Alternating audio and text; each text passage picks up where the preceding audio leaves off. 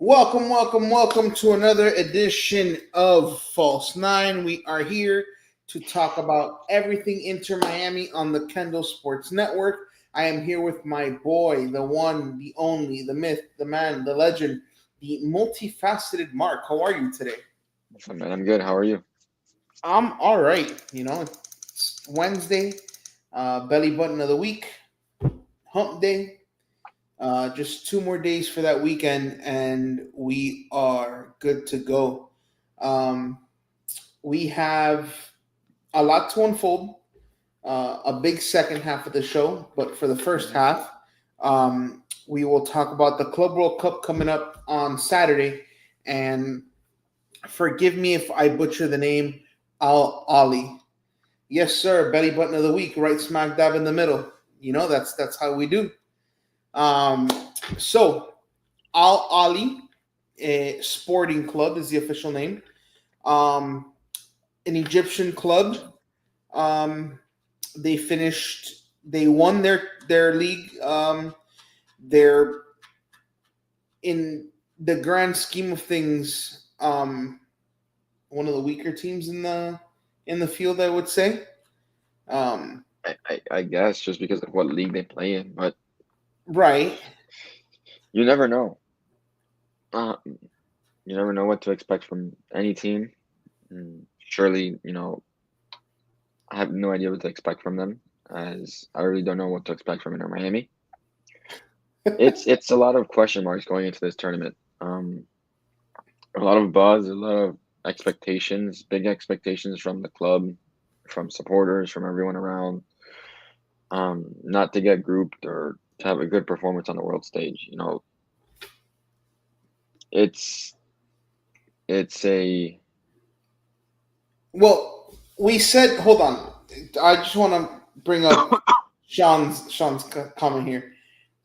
in rel- when we talk, Inter Miami is a weak side, considering you have the likes of um, what is it, Bayern, um, you know, all these top tier European clubs, Inter Miami and Al Ali, Al Ahi. Um, they're not they're not putting any they're not putting any that's their fear. manager calling you. That's the boss calling actually. No, I know what you're trying to say. On paper they're a weak team, but Correct. they won their Continental Cup. Of Um, course. by no stretch of anything are we saying that we are going to dismantle the team because we could No. fall over, roll over, and lose 5-0. Um, I just don't know like I said before, there's a lot of question marks going into this tournament for Miami. I really don't know. Um, it's going to be on the shoulders of Lionel Messi to lead it, to rally the troops, to you know take us to whatever round we got to. If we got to a round, if we get grouped, we get grouped. But I guess the big storyline was all the names that had been circling around Inter Miami, all the rumors, this transfer window that you're allowed to sign. The player for the tournament. We didn't sign anybody. So it's kind of, you know, what are the what is the front office doing? What is their intentions with this tournament? How serious are they taking it? Um, like I said, our group is not by any means easy. The names may not be flattering, but the players are just as respectable as other players in the world. We have some prominent players that play for Colombia. Um, So in here's a Richard fun Rios that plays for Palmeiras. Go for it. here's a fun fact. The team is primarily made up of domestic Egyptian players, Hmm. right? There's a couple of one-offs. There's a Palestinian, Wessam Abu Ali, a Slovenian, Nej Gradisar, and sprinkle in a few players from Morocco and one player from, I guess it's Mali. Hmm. But their entire coaching staff, from their head coach to all of the assistants, are all from Spain. They're all Spanish, all of them. Which Who's their manager? Jose Ribeiro. So it goes to show you that you're getting that Spanish influence, that European influence with Egyptian talent, and the the results that it gives. Yeah, look at the head coach Jose Ribeiro. They have one Egyptian one, and then Carlos Nodar Paz, Spanish. Juan Jose Jimenez, Spanish. Miguel Pepeira, Spanish. And they have a analyst who's from Germany, Sebastian Pozziadli. Yeah. So, like I said, it's like you said, predominantly Egyptian side. Mm-hmm. Played well in the Egyptian league, in their Continent Cup. Spanish influence with Spanish game. Um, it's gonna be a real. I think it'll be a real test. It may be some sort of this Al Ahly team trying to speed up Inter Miami, then we're forced to slow the game down, which we can. It just comes. It's gonna come down to what version we get of this team. We're gonna get the last 2 week, the last 2 games of Inter Miami, or we're gonna get that 5 to 7 game stretch leading up to the Montreal and Columbus game, Inter Miami. Because if we get the latter, we're gonna get grouped, and we're not gonna score a single goal. I understand we have Lionel Messi, and these teams will just hone in on him and try to let everyone else beat us, and we're not gonna be able to do that. It's that simple. You face Porto, you're facing Portugal's #1 keeper who just won the league, the Nations Big, League. Excuse me. big save on the PK. Then it was a shit PK. I could make that save. Morata that was the worst PK I've ever seen him take. He is He in a he bad blew the ref he's in the a ref bad blew the mental whistle. spot though. The ref blew the whistle and he took it with no thinking. Then they have Samu, who plays for the Spanish national team, who is a gem of a player. Those two guys alone can beat Inter Miami. Sprinkle in all the quality they have around them, all the European players they have around them. It doesn't bode well for Inter Miami. All the cards seem to be stacked against us. The only card stacked for us is you have Messi. You have a leader. You have the greatest player of all time. Can he lead this team to a win? It's to be determined. Are there any surprises on the roster that was named earlier today? I know you're not gonna have any surprises because the entire team is being called up. My question is more of the fringe guys No, that were named. I'm not. Once there were no signings made, I kind of figured the fringe guys that play in MLS Next or Inter Miami 2 will be called up, and Okay. our main 23 guys or whatever it is will be called up. So I'm not really surprised by the roster that we have. Okay. So you're okay with I mean, what am I gonna say? I'm not okay with these guys.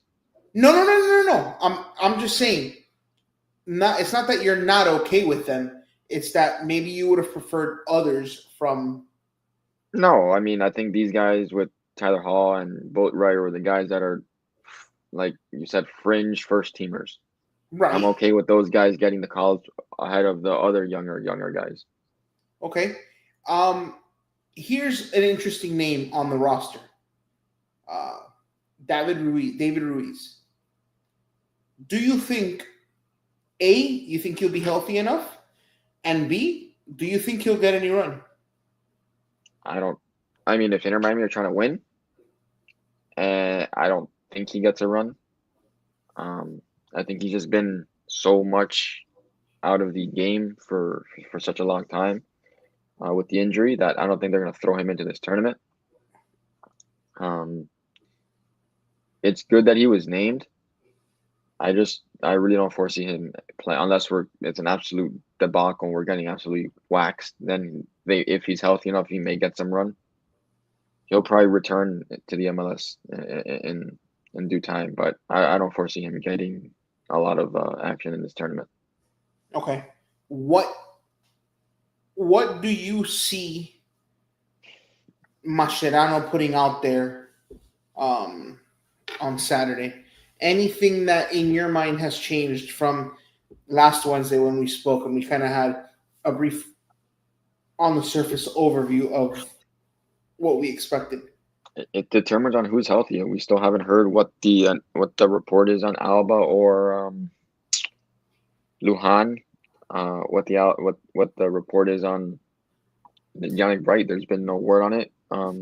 Last we heard, it was a couple weeks with those guys with their injuries being muscle injuries. So it's hard to really get a grip of what Mascherano is going to put out there on Saturday. We know that he's been very consistent with the guys he wants to play. Knowing that Redondo will get the start if Bright is unable to go. Knowing Noah Allen will get the start if if Alba is unable to go. Then you got Fafa Pico, who was not on the roster for Haiti yesterday. Is there an injury with him? What's the unknown with him? Is Baltasar Rodriguez, even getting doing anything? So it's a lot of if and what's. So I think the lineup will be as close as what we got against Columbus, maybe towards the end, with possibly Cello on the right, Noah Allen, and then Martinez and Peluca as your center backs, Redondo Busquets in the midfield with Segovia, Gramaski, possibly Allende, Messi, and Suarez. So it's tough to tell. I really hope we don't get embarrassed. It's gonna be probably the worst look for the MLS if we do. It's not a good feeling to have going into the tournament, but unfortunately that's how I feel given the who's at the helm on the sidelines for us and our recent performances in tournaments this year. And So, I mean, mhm, he's got to get the lineups right to even have a chance, right? That's half the battle there. So yes. I want to ask you about a quote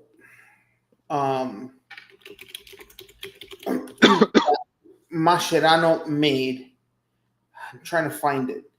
Um, trying to find it here. Um, yeah, I agree. To Sean's point, uh, playing those two guys with Busi gives you two better eights than having Redondo as a lone 8 or a 6.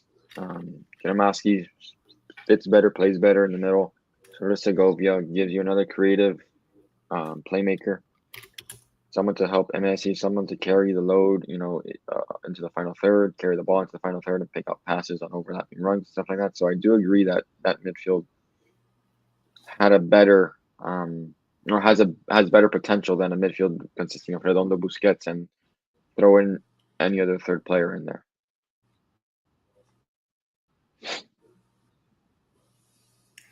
right. So, Tell me. I can't find it. The Mascherano Okay. quote was um, something to this about not signing anyone. He said Mm-hmm. it's about signing the right players, not just making signings to make them. We are looking for attack help. I think we're set on defense, and I wanted your thoughts on that. We're set on defense. He wants attacking help. I think any help is good help, whether it's defending, whether it's because what we thought was a good partnership in Falcon and Allen turned out to be that Falcon slipped out of the depth chart. Lujan got bumped up, and I don't feel like Lujan is our best choice next to No Allen. The I found the mistrust. quote. I apologize. Go, I found the quote. go, So go, go, go. we're evaluating potential reinforcements. It's not easy because of budget limitations. We're not interested in signing players just to say we did. It has to be someone who genuinely improves us. The club is exploring options, especially in the attacking zone. Defensively, I think we're covered. I that's just wordplay, dude. I mean, it's really just bad on his part when he said that. Or how long ago did he say that? This was published 2 weeks ago. Yeah.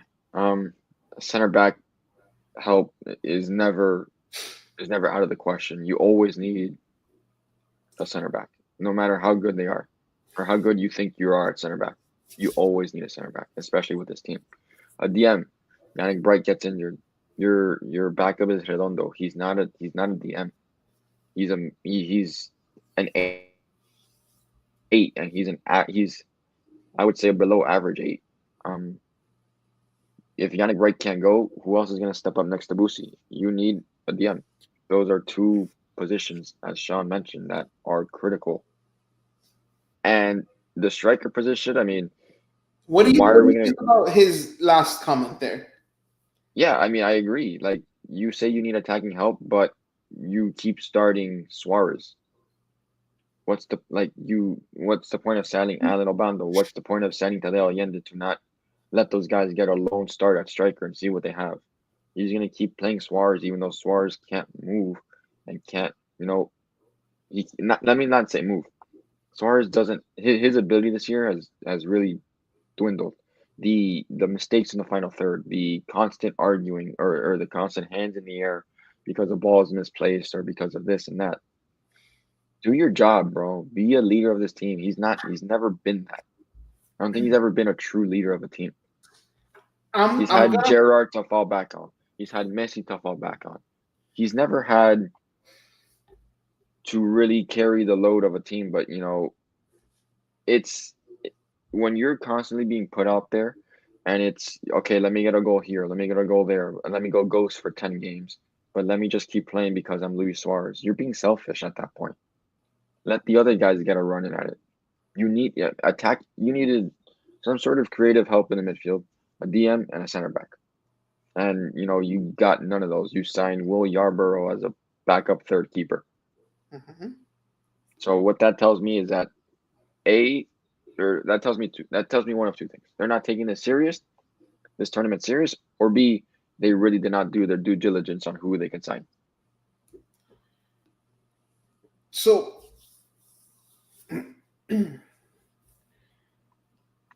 given all those needs that you spoke about, do you see the comparisons I see with what Suarez has turned into this year? And it's the early version. With Gonzalo going, Yes, took it right out of my mouth. It was the yelling at teammates for balls that were good balls that he just couldn't get to. The blaming of everyone else when clearly you are deficient. Higuain was because he was fat. He was a cow who couldn't move. He got into shape and he did get better. I don't know that Suarez has that ability. You can't take your knees and turn them no, back. this is the best ability. This is the best shape Suarez is going to be in. We've gotten Right. over. We've said this for the last 2 years. He can't get in any better shape. Knees don't work like that. His body doesn't work like it. It's that simple. Mhm. But it doesn't help when your manager or you yourself is telling the manager, I want to keep playing 90 full minutes on these knees and not giving anyone else a chance. At Right. that point, it's just selfishness. Right. And it's you're hurting the team more than you are anything else. So do you get I mean, I'm gonna guarantee that Suarez starts all 3 games and he goes 75 plus every single game. okay? That was going to be my question is if you thought that Obando would get some run, um, You'd be lucky. He might get lucky and sniff 25 collective minutes through 3 games. You think so? You think that Collective, to get not to not not. 25, it would take a miracle? I mean, in 25 between all 3 games. That's what I'm Right. saying. I mean, he'll throw Fafa up there before him, and I'd rather have Fafa play on the left or the right. But he'll throw Fafa as a false, or he'll put Messi up there and bring in anyone else.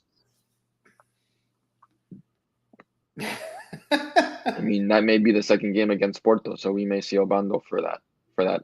We may see Obando at halftime at that game if that game gets ugly quickly. Do you see? We have the Alahi game, and let me before I misspeak. Let me make sure that I do this correctly. Let me pull up.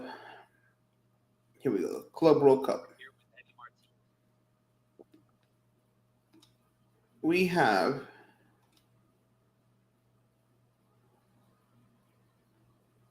where is it? Fixtures. So they play Thursday. So we will get another show in before we play Porto. Okay.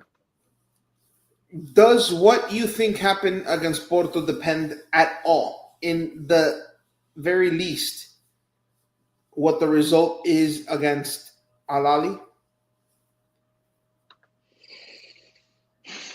Or do you think we get boat raced whether we boat race Al-Ali or not? I mean, I'm going into that Porto game thinking we're getting boat race regardless of what we do the first game. Okay. I just think that because if I'm Porto and I see Mr. Chelo Weigand starting at right back, and I'm Samu, the Spanish international who plays on the left over there, or down the middle, whatever he wants to play, and I see that, I am literally headhunting, and I am going at Chelo every time I touch the ball. And he's going to get by 10 out of 10 times. It's that simple. He's faster, he's stronger, he's a better player. Okay. He's going to create 3 goals by himself. I'm on board. I think Chelo is going to be doing a lot of samba and salsa dancing because he's not going to be able to get his hips. If Mascherano, like I say, I think Mascherano sticks to his guns and sticks to the players he plays in those big games, and Chelo's going to be the starting right back. Okay. Something I've noticed in pulling up the fixtures. They play Saturday at 8. They play Thursday at 3 p.m. It's a tournament. It's a summer tournament. So, yeah. They're playing Atlanta, that second game. But at 3 p.m. on a Thursday, who's attending that game? A lot of people, probably. Now I gotta make arrangements for work. I got to make arrangements for Saturday. The freaking Panthers play, so I got to figure it out. Yeah, Porto fans will tune into that game. As I said, yeah, if you're a Porto fan and you're in the United States, specifically in Atlanta or anywhere around, you're going to go to that game. No, Saturday's on TBS because the Panthers are on TNT. I think he's talking about Thursday. Yeah, the Thursday game's on TNT. Yeah, he's talking about Thursday. But they're all on the zone. Yeah. 6 hours skip ahead. No, 5. Oh, because of daylight savings? Oh, yeah. So I apologize, Sean. My bad. It's usually 6. I apologize. So 5. Yeah, okay. So it's a prime time start in Europe. Okay, that makes woof though. Like make the Saturday game a 3 p.m. game. So the players can die of heat stroke in Miami? It's a summer tournament, bro. You're right. I mean, the Dolphins do it. Whatever. I don't want to play at Hard Rock Stadium. That ground has like bad juju in it. The Indian burial grounds? Yeah. I mean, Messi's had good luck on it. He won Copa America there, so Well, no, he didn't. He didn't have good luck. He had an elephant for an ankle. It's fine. Argentina won it, and we have a lot of Argentinians, so That's fine. But we missed Messi for what, 6 weeks? we did. But guess what? We had a team that was competent and was able to play. I guess yeah, you're right. It's on a Wednesday. It's on a Tuesday, Wednesday, but this is on a Thursday. The what is it? The Europa? Europa plays on Thursdays. Yeah, Europa and the Conference League. Whatever. yeah, they I do. mean, Yeah, he's right. All right, Inter Miami have Pandora's box against Al Ahly on Saturday, but now to completely derail the show. wait. Before you start derailing me and the show, Okay. Do you know what how do much you? I look forward to this? I know you have. You probably a little moist on it. Um, what do you think happens with Inter Miami on Saturday? Hold on. If you, the expert on this, I'm just a dumb host. If you, the expert, if you, the expert, have no clue, what makes you think I have any idea? I don't know. What Why not? I fully expect is for Inter Miami. So one of two things is going to happen. They're either going to start off strong and throw up on themselves, or they're going to throw up on themselves early and spend the rest of the game clawing back, which for some reason I think they're better at that than starting strong because I think they end up throwing up on themselves. Right, which is why I think they may get in a hole, giving up an early goal, and then spend the rest of the game kind of clawing themselves back, which keeps them engaged, which may make for a better Inter Miami performance, as opposed to starting strong and then their minds start to wander and they can't turn off the switch once that I'm wandering and I have no idea what's going on and the dumbness comes in, they can't turn that off. But somehow they get down a goal, it's like them getting punched in the mouth and they claw themselves back and that engagement and mentality is still there. Mm-hmm. So I think one of the two is going to happen. I don't anticipate us getting boat raced, and I don't anticipate us boat racing them. I think this is probably going to be the most competitive, engaging game out of all of them. But that's just my take. Okay, interesting. Again, dumb host opinion. Right. Sean says we're chasing the game from minute one. Maybe. I mean, I think we get down a goal. I think we get down a goal before we start playing. Alrighty. You're gonna do the thing, aren't you? Turkey, and I'm not talking about turkey legs at Epcot, which are amazing. But I knew you were gonna do this. turkey, and then a mugging. Because the Swiss came in here, mugged us, took our lunch money, and left. But we'll start with turkey. Opinions, thoughts, analysis. What happened against Turkey? I feel like I should change my background for this more serious setting. I mean, let me see what I can do. No. Okay. I got it. I'm here. I'm home. Okay. You're home. All right. We've lost 4 straight international fixtures. Just let you know. 4 straight. Yes. You know that. I know that. Mm-hmm. 1-0, 2-1, 2-1, 4-0. Mm-hmm. We scored 2 goals in 4 games against Panama, Canada, Turkey, and Switzerland. Okay? Mm-hmm. You understand? The Turkey game. I mean, the only player. Okay, let's first start by killing the elephant in the room. Should Christian Pulisic be playing? 100%. I don't care what he says. I don't care what anyone else. Should he be playing? 100% yes.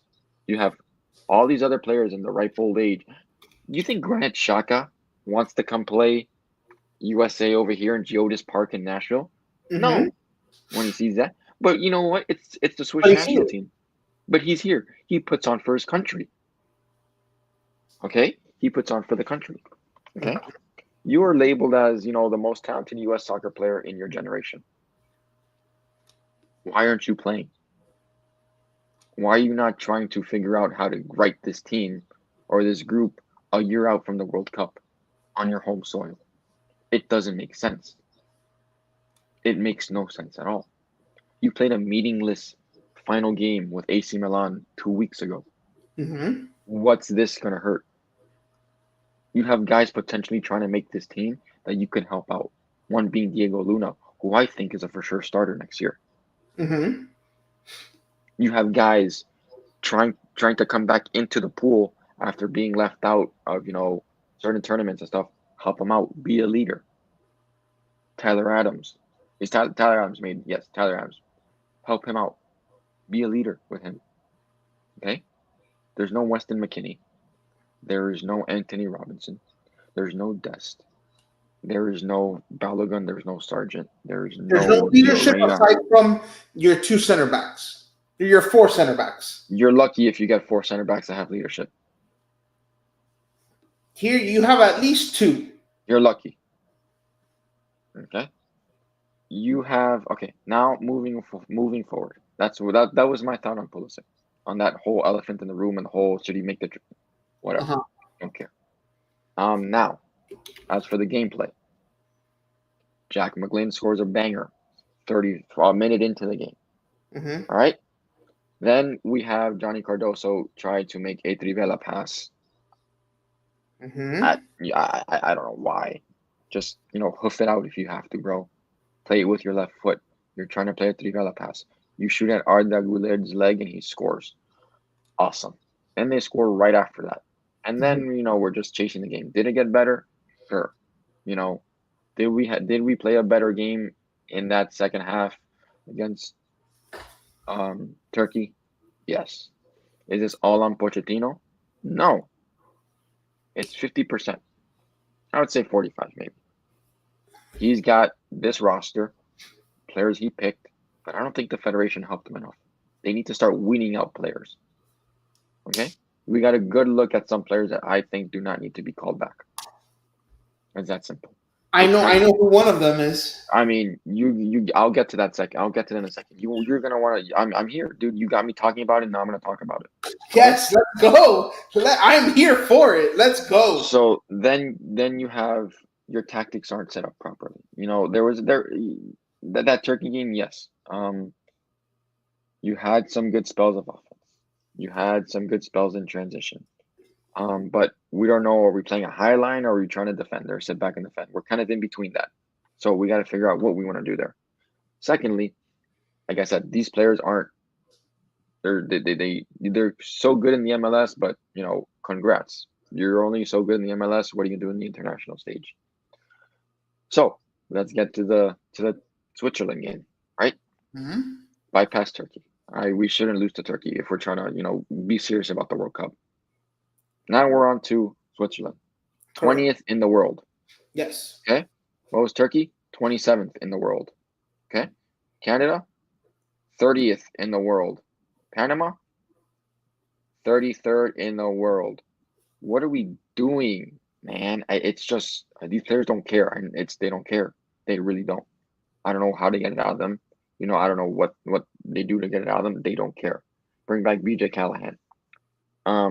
Yes. Switzerland literally carved us up. They played with us. Oh my God! They played with their food.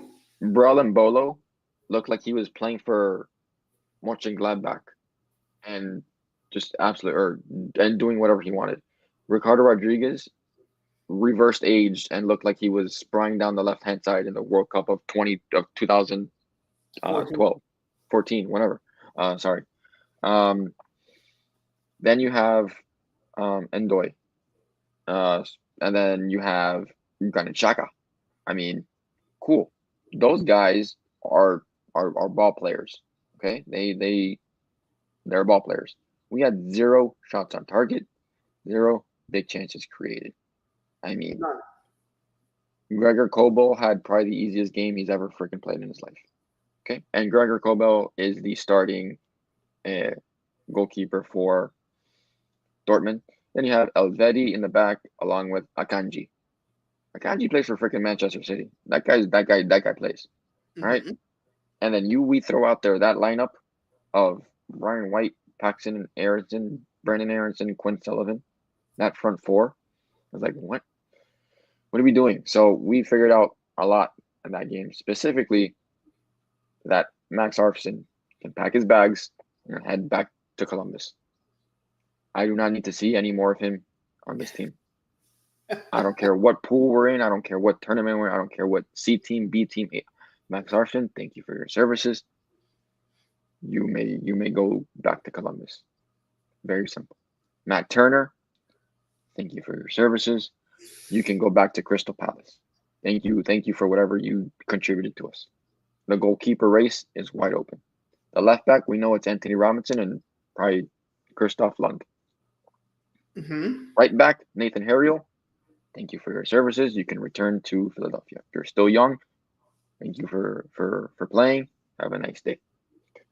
Who else? Johnny Is Cardoso. that still Dest Scally? Yes. Johnny Cardoso. Thank you so much. Figure it out because you're going to go to Atletico now, and they're not going to take that. Sebastian Berhalter, still left to be seen. Brian White, congrats, you're the best striker in the MLS. We'll be fine with maybe even Ajiman and Sargent and Balogun. Damian Downs, don't even know why he's on the team, didn't get any time. So, yeah. So you think that they should trim the player pool by at least half? Yes, you're going into a World Cup year. The player pool has to be trimmed down 100%. 100%. Can you trim down that player pool if if the guys in the top tier of your player pool aren't coming in? I mean, in that case, no. But going into into the football season, into the soccer season, yes, you like these international friendlies coming up. You got to get all these guys back. I don't care who, like all these guys have to play. So McKinney has to play. Dest has to play. Weah, Balogun, Diego Luna. Diego Luna is the only guy that I want back, so and maybe Jack McGlynn.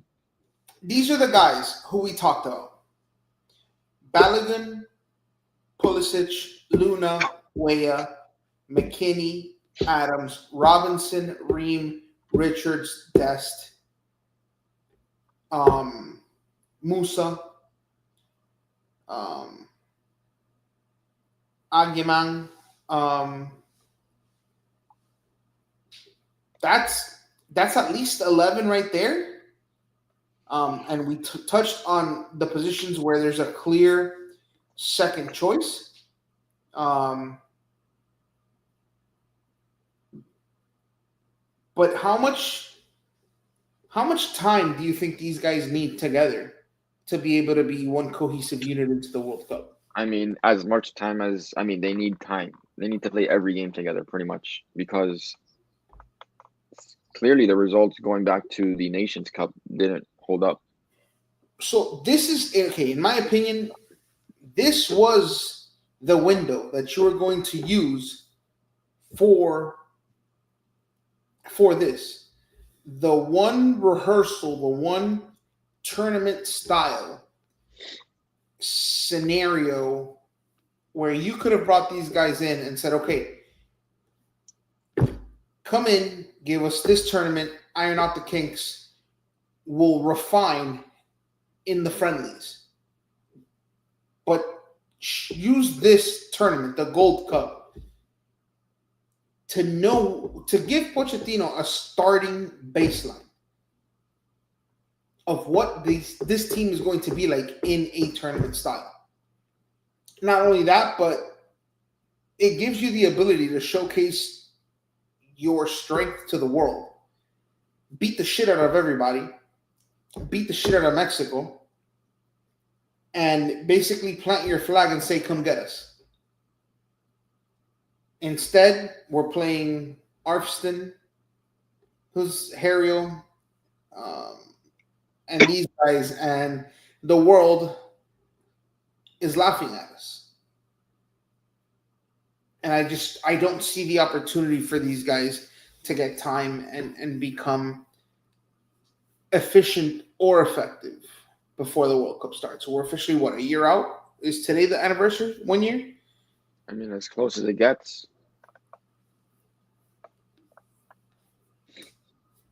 What friendlies do we have coming up? None. We have the Gold Cup, and we have South Korea and Japan, our 2 friendlies in September. I mean, We play Sunday against Trinidad. Yeah, but no. What we're talking about here is bringing in the team. It'll be the send off. I mean, you got to get those guys in for the South Korea game and for the Japan game. Right. 2 World Cup opponents. I mean, 2 World Cup caliber teams. Excuse me. So were these two. Yes, but they weren't in. You need the guys in. Given the atrociousness that we witnessed against Turkey and Switzerland, what are your expectations for this team in the Gold Cup? I mean, looking at our group, it should be easy, but we never make things easy, and we always play down to the opponent, and we play like we don't care. Saudi Arabia can beat us. Trinidad has beat us before.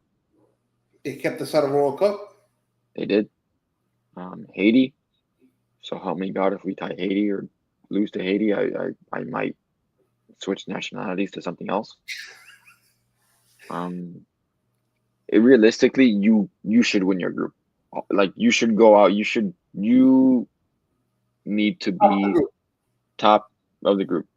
Worst thing, you're tied for the top. Okay. With 2 wins and a draw. So get out of the group and lose in the first round is what I'm hearing. I mean, that's the USA special, isn't it? Uh-huh. So, yeah. There's no excitement because of what the team has become. Yes, I'll give you that. I'm excited to watch one person and one person only. Diego Luna. Yes. The guy that seemingly is the only one to care. Mm-hmm. The only dog we have on this team besides maybe Tyler Adams. Yeah, that's what I was going to say, Tyler. But everyone else, I mean, dude, I'm really, really worried about goalkeeper. Extremely. At this point, the goalkeeper, at this point, you just bring in Diego Colkin. Right. Remember, bring him in. I've been on him, and I've been saying he's the guy that you need to get ready because Gaga's not going to be ready. So it's got to be him. I don't know. And I feel that one of these young guys has to step up. And I gave you some names. I think Caleb Wiley needs to step up. I don't think he's the guy that can maybe step up is John Tolkien. The other guy I want is Cairo. Pochettino's calling us. Nah, for that. That's Berhalter. Berhalter. No, yeah, actually, yeah, yeah. That's my accountant, my landlord, my construction manager, all of those things. Yeah, in our chat, Alex at TX_TSB on X, and co-host of the Dolphin Chronicles on Mondays during the football season, on Tuesdays now during the football season.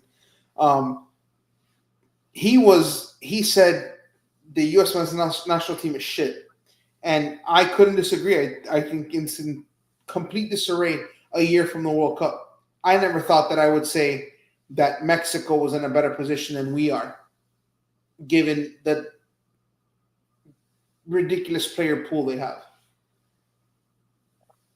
They have nobody, and we have even less with our golden generation. And I have no idea how.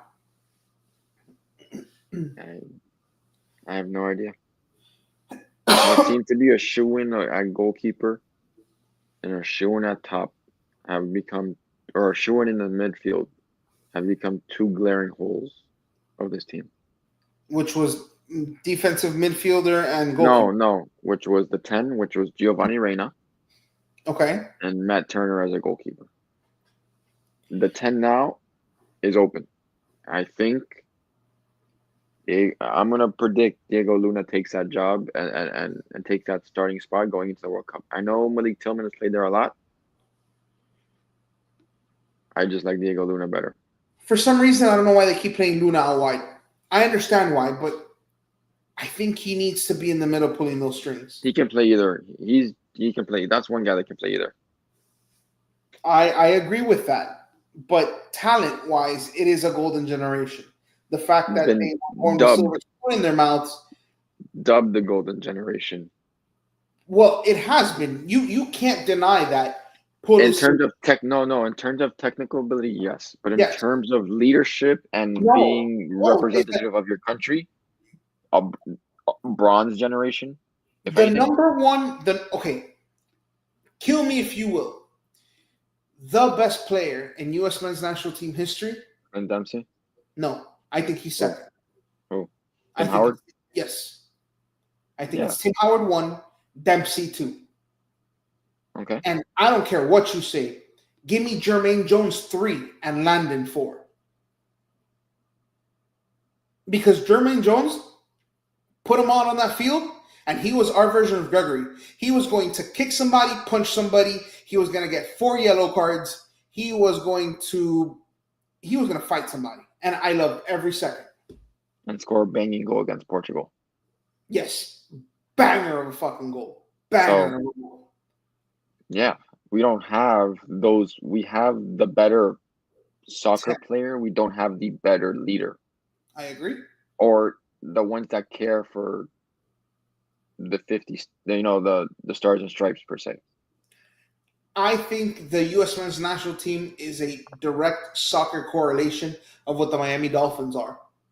A lot of skilled players, no dogs. But soft.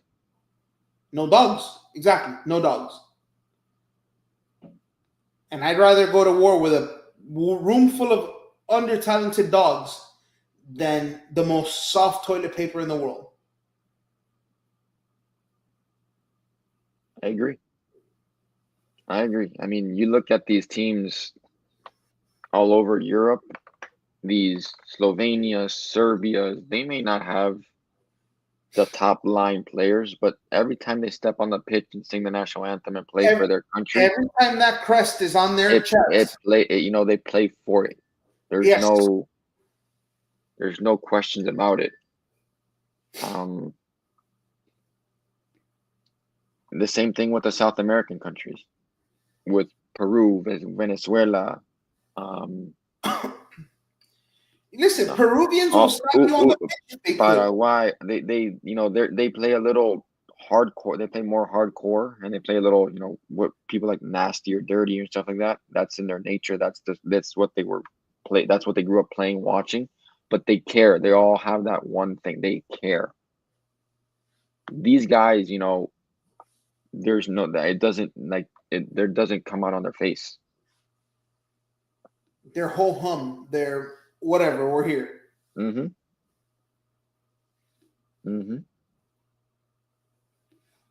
And that's what their downfalls become is on not caring. I agree. And it also falls on the U.S. Soccer Federation for being such a discombobulated piece of it's corrupt bird doo-doo. it's a corrupt coddling of things, of events that have happened that have brought us to this. And it all started with the rehiring of Greg Berhalter. Yes, I agree. I agree. That was the the For moment you let me, players know we don't care what you do. for me, it was I was more than okay with letting BJ Callahan take the reins. Hmm. More than fine.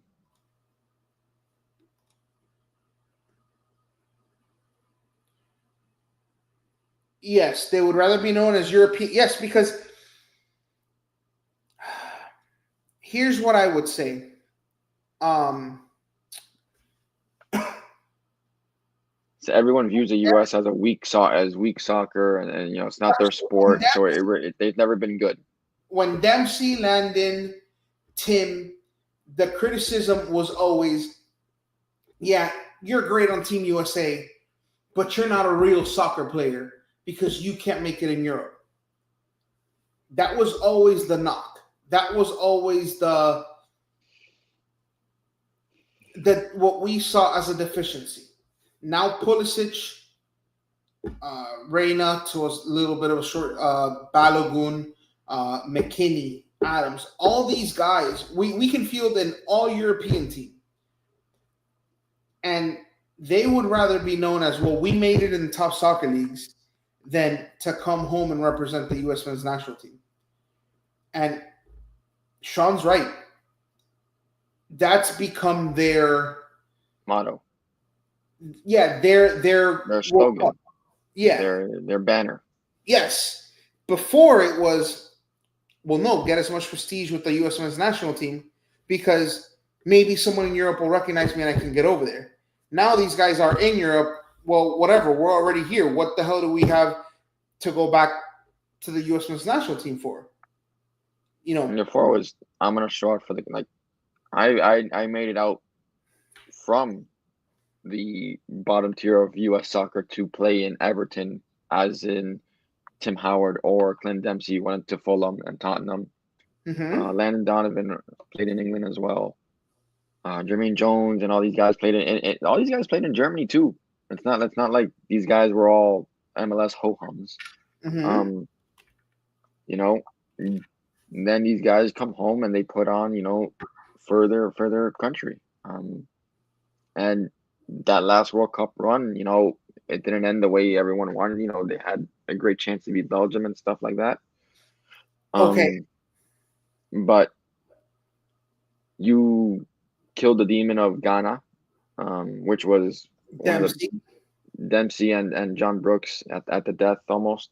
Mm-hmm. Um, you had that heartbreaking draw to um, Portugal at the dying embers where Ronaldo crossed it and Eder got at the end of it. And then you lost to Germany. You were in you were in the group of death pretty much. Yeah. And you Um, made it out each and you time. made it out. You made it out, and you took Belgium into extra time, to added And time. Excuse me. it took, my God, did it take It took the greatest goalie performance in the World Cup. of all time? Yes, I Yes. 100%. But yeah, that's what it took.